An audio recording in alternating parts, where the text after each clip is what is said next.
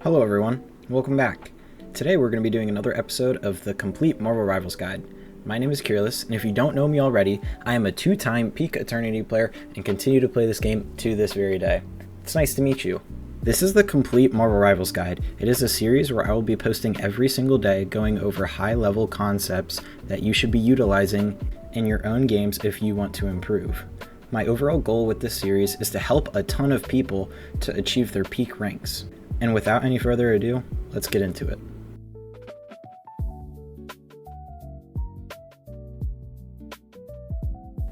So it seems like you guys really like the way that I was talking in yesterday's video, and honestly it's so much easier for me to record, so I think I'm going to start doing it that way. And if you like the previous lessons, like how I have more of the slideshow format and I'm following my script a little bit more, then just let me know and I can always revert back to that. But for now, until I get comments, I'm just going to keep putting the gameplay up on the screen and kind of talking about it and having less words on so you guys aren't as bored.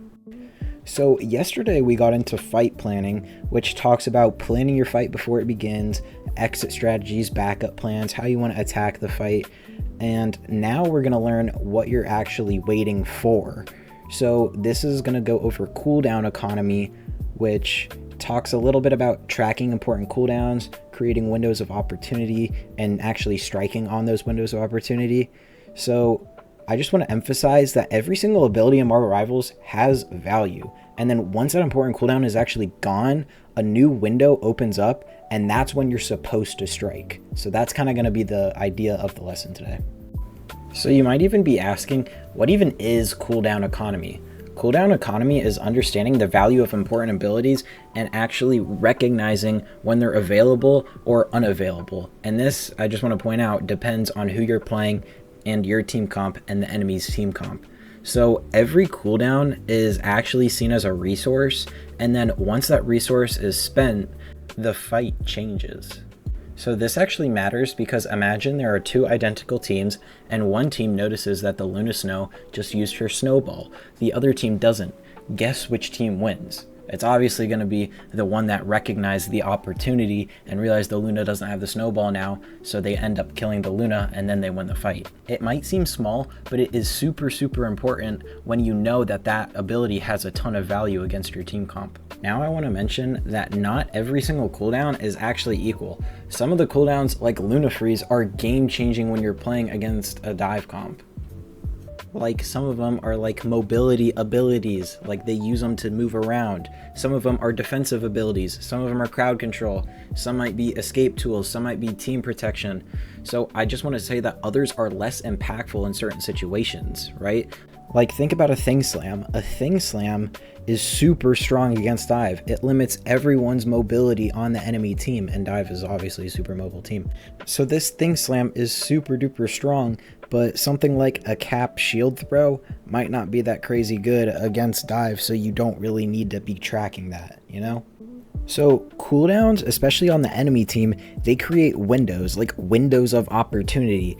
This is like the short period after an important cooldown has been used that you need to be like capitalizing on, like you need to be utilizing in order to get your kills. So like an example, if that Luna Snow uses her freeze or that thing uses his slam, while that ability is still on cooldown, that's when you want to go in because that is going to have the most impact on your guys' playstyle. So what you want to do is you want to force the cooldowns first, and I'm going to use the example as a dive comp, but this does not just pertain to a dive comp. This pertains to any sort of comp. Poke, brawl, hybrid, and yes, obviously dive. So good players don't always dive immediately, but they'll do what's called soft diving, which is they'll go in, they'll force the important cooldown, and then once that ability goes on cooldown, now they're able to engage completely. So for example, they'll pressure the Luna Snow will use her freeze, and now that they know the freeze is gone, now they can commit and completely engage, and they can all dive and kill the Luna Snow because it's much easier to kill her when she doesn't have her freeze, you know what I'm saying? And you also want to be thinking of cooldowns as like offensive versus defensive cooldowns. So a couple examples of like offensive cooldowns are dive abilities, some cooldowns that might be used in some burst combos, or maybe some crowd control abilities, these usually create a lot of pressure, whereas defensive abilities, a couple examples might be like shields, like mag shields, maybe some escapes, maybe some invulnerabilities, or a lot of supports, like they have the healing cooldowns. Those are obviously defensive abilities. These abilities will prevent pressure. So if you know the enemy team doesn't have many offensive abilities that are available and off cooldown right now, then you know that they're not going to be creating as much pressure. And also, if you know that they don't have as many defensive abilities right now, they're not going to be able to prevent the pressure. So that's when you want to attack. That's your window. So for tracking the enemy's cooldowns, you don't need to just count every single second. Instead, just think of it as like, did they just use something important? If yes, then you want to take advantage before that ability comes back off of cooldown, you know? Tracking cooldown economy isn't just about the enemy team. No, it's actually about yourself too. So you should be asking yourself, can I actually commit right now? Or if it's more important that your cooldowns aren't ready, maybe you should wait. This all goes back to the push and pull theory from lesson 9. If you know that the enemy has abilities, then maybe you should back up. Or if you guys know that you guys have more abilities than them, then you should push forward. So a couple of individual hero examples. Number one, like Spider-Man. Imagine Spider-Man didn't have his swings. He would be much easier to punish. So if you track when he doesn't have his swings, it's going to be so much easier to kill him. Or Luna Snow, without her freeze, she's going to be so much easier to dive. Or maybe even Groot, without his wall, he has so much less protection. Or Doctor Strange, same thing with the shield. The team becomes much more vulnerable. So creating windows is just as important as identifying windows. For example, a way that you can create a window is if you guys have a Punisher ult and they have a Strange shield, you can purposefully break the Strange shield so that way you have the window to Punisher ult. So they won't have a shield to block the Punisher ult, so you guys get a free Punisher ult. So I'm going to go over a couple of examples now. I'm going to do 2 good examples and then 2 bad examples. So a good example of noticing the window and cooldown economy is the enemy White Fox uses her TP to escape the poke damage.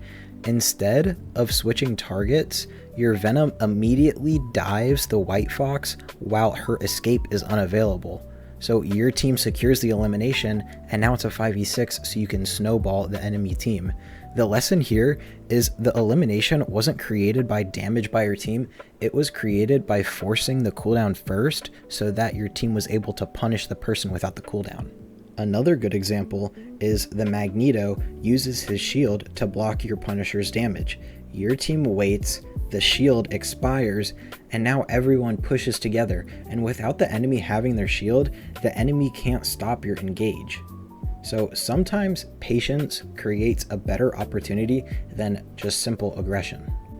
So a bad example is the enemy Luna Snow and the enemy Mantis still have every cooldown available. The Spider-Man dives and commits anyways. They both can use their stuns to kill the Spider-Man, so the Spider-Man ends up overextending and dies. The lesson here is don't force plays into unavailable defensive cooldowns. Instead, you should bait out the cooldowns and then go in and commit. My next bad example is the enemy Groot just used his wall. Your team backs away instead of pushing. By the time you engage next time, the wall is available again and you just wasted the opportunity. The lesson here is that the windows close quickly and you should not let them expire, or else you guys are losing your opportunity to win. Okay, so a couple of common mistakes that I see from lower ranked players is actually ignoring the important cooldowns. I know this seems like kind of stupid from what we just talked about, but lower ranked players typically ignore the important cooldowns, and then they also engage before forcing the defensive cooldowns of the enemy. They don't track the important abilities, or maybe they even try to track every single ability instead of just the important ones. It only matters what your team comp and the enemy team comp are. If they have an ability that doesn't really apply to the fight, then so what? Who cares about it, you know? And another thing that I notice is using your own cooldowns carelessly. They kind of just throw them away. And the last one is fighting without key abilities available. They'll go in and push into a fight when they don't have their abilities. A couple of questions to ask yourself mid-game are, what are the important cooldowns that they have? What are the important cooldowns that they have used? Can we punish them right now, or should we wait? And is there a better opportunity coming? Alright, so everybody knows that we got homework. So for your next 5 games, I want you to pick one important enemy on that. So for your next 5 games, I want you to pick one important enemy on the enemy team, and then only track one of their important cooldowns. For example, the Luna Snow Freeze. I've talked about this many times. And then when she uses that freeze, ask yourself and ask your team, can we punish this? My tip would be to start small, so that way you can understand how to track one ability, and then once you're able to track that one ability, it'll just be easier for you to track more and more and more and more. Alright, so that's going to be the end of the lesson today. I'm sorry I wasn't super energetic today. I had a very, very long day. I had to wake up super early. I had a ton of chores to do. So I'm like insanely tired, but I needed to get this video done. So sorry if I'm not super energetic or don't sound like I have a lot of personality. I still was trying to be a little bit more like lighthearted. You're just going to have to wait for that tomorrow. I pretty much have the same kind of conclusion notes that I have every single time. I've been getting a ton of requests and a ton of stuff for different types of videos, and I'm not gonna lie, it's getting to a lot. So I can't make any promises on the ones that are gonna come out first. It's kind of just gonna be like when I get around to it. I can't really make any promises when I'm gonna have these videos out, but I'm trying, guys. Just know that I'm trying. And then let me know if you guys like the gameplay to slideshow ratio. I think I like this, kind of like when I'm at like the meat of the lesson, I have like the stuff on there, and then when we're at the tail end, I'll put the slideshow back up so it's a little bit easier for you guys to follow when I'm like rambling off all these little things. And then yeah, so we're over a third the way done with the series, so congrats, you guys are doing great. Hopefully I'm reading your guys' comments and everything. I really don't know what I'm doing. I'm trying to look at it. I think like I get notifications for some, so if you guys are commenting on it and I'm not reading your guys' comments, then I'm sorry, but I'm just responding to the ones that I get notifications for. So if you guys know anything, then yeah. I did see that one guy's comment talking about timestamps. I don't know how to do that. I can't imagine it being hard. Since I am like freakishly tired though, I might just wait to do it tomorrow for tomorrow's video. I'm sorry about that. I am going to be posting my comp games. I just got to record more of them.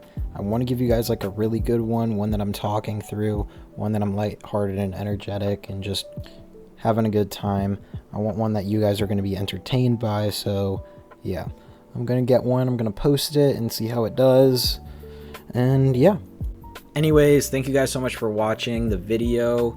If you liked the video, please drop like maybe a like, maybe drop a comment, even a sub would help out a lot. That's going to be it. I'll catch up with you guys tomorrow. Peace.